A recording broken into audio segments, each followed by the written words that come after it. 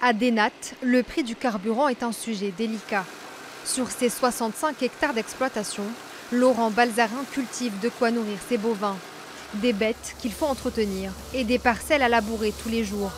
Hausse ou pas hausse, on est obligé d'utiliser du gasoil pour faire marcher les engins agricoles.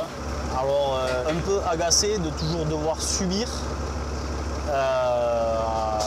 et sans être sûr du lendemain. Même sentiment de ras-le-bol pour Vanessa Vialette, céréalière à quelques kilomètres de là. À cette période de l'année, semer ses céréales augmente sa consommation de carburant.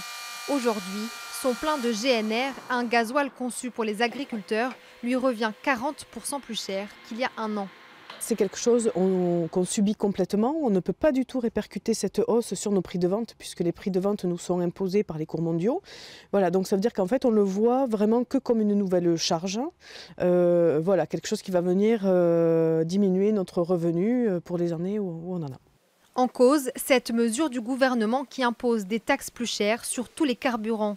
Une décision totalement injuste selon elle. Ce qu'il faut espérer, c'est qu'avec la prochaine loi de finances là, qui est en train d'être négociée, ils aient envie d'aider les agriculteurs et qu'ils appliquent peut-être la même réglementation que pour les pêcheurs, c'est-à-dire qu'on puisse avoir du carburant non taxé. Avec des rendements en baisse, les agriculteurs font aujourd'hui face à une situation sans précédent. S'ils ne participent pas à la manifestation nationale du 17 novembre, Laurent et Vanessa ne comptent pas en rester là.